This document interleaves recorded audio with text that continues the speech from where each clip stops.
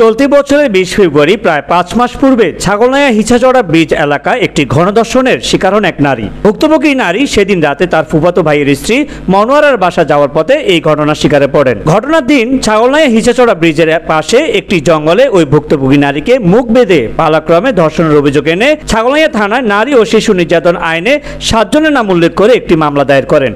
মামলা দায়েরের পর থেকে সকল আসামিরা আত্মগোপনে থাকার পর প্রায় 5 মাস পর আজ উক্ত মামলায় 7 আসামির মধ্যে 5 আসামি আদালতে হাজির হন। গত 1 আগস্ট বৃহস্পতিবার বিজ্ঞ আদালতে উপস্থিত হয়ে জামিনের আবেদন করলে বিজ্ঞ আদালত জামিন নাম মঞ্জুর করে কারাগারে পাঠানোর নির্দেশ দেন।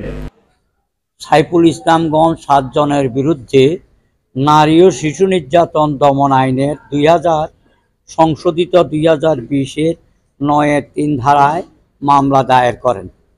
সেই মামলায় আজকে সাইফুল ইসলামগঞ্জ 7 জনের মধ্যে 5 জন বিজ্ঞ আমাদের ম্যাজিস্ট্রেট আদালত সিনিয়র জুডিশিয়াল ম্যাজিস্ট্রেট আদালতে হাজির হন। হাজির হওয়ার পরে আসামি পক্ষ তাদের জামিনের সাপেক্ষ বক্তব্য রাখেন। আমি হাজরা বেগম যিনি বাদী তার পক্ষে বক্তব্য উপস্থাপন করি। মূল ঘটনাটা হচ্ছে এই 163 একটা নারী শিশু নির্যাতন 2000 সংশোধিত 2020 9-4 খ ধারায় একটি মামলা দায়ের করেন এবং তাকে তার শারীরিক নির্যাতন ভাবে তাকে র্যাপ করার চেষ্টা করেছিল।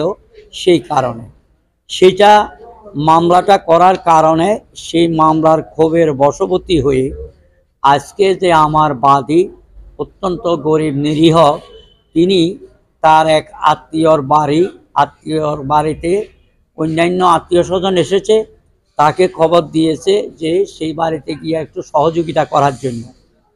তিনি সেই ঘটনাকে কেন্দ্রবিন্দু করে রাত্রে বেলা যখন তিনি পথিমধ্যে যাচ্ছিলেন, পূর্বে থেকে এইসব লোকের শত্রুতা এবং আমাকে আগেও ধর্ষণ করার যে চেষ্টা করেছিল তারই প্রেক্ষাপটে এই সন্ত্রাসী এবং এলাকার অসম্ভব অনেক মামলার আসামি যারা বহুবার জেল খেটেছে তাদের মধ্যে এই আসামিদের এরা সংঘবদ্ধ হয়ে আমাকে ব্রিজের কাছে হিছাচড়া ব্রিজ, এটা হচ্ছে ছাগলনাইয়া উপজেলায় অবস্থিত, সেই ব্রিজের কাছে আসার পরে সংঘবদ্ধ ধরে নিয়ে আমাকে পর্যায়ক্রমে ধর্ষণ করে।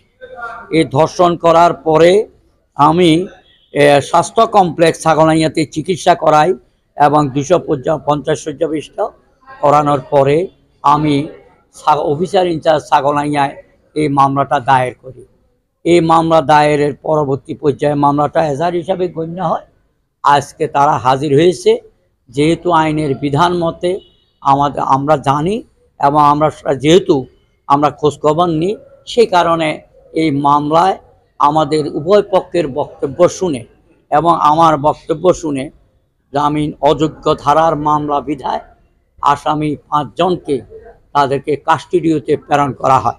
এখন পুলিশের বিষয়টা হচ্ছে যে পুলিশ তো আসামি হয়েছে গ্রেপ্তার করবে, গ্রেপ্তার করা হচ্ছে পুলিশের কাজ, কিন্তু আমি জানি না এত বড় একটা চাঞ্চল্যকর মামলা ফেনী জেলার আলোচিত গণধর্ষণের মামলায় পুলিশ কেন নীরব ভূমিকা পালন করেছে বা তাদের এই 7 জনের মধ্যে একজনও কেন করতে পারে নাই।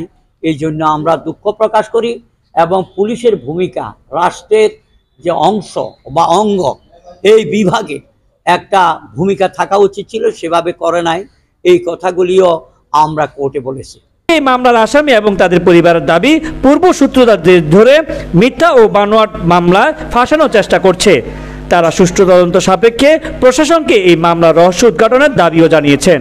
আদালতকে সম্মান দেখাই মামলাবাচকের মামলায় একাধিক মামলা আমরা আজকে আদালতের স্বেচ্ছা হাজির হয়েছি। সবার কাছে আমরা দোয়া চাই ইনশাআল্লাহ। দিদার মজুমদার, ফেনীর প্রহর, ফেনী।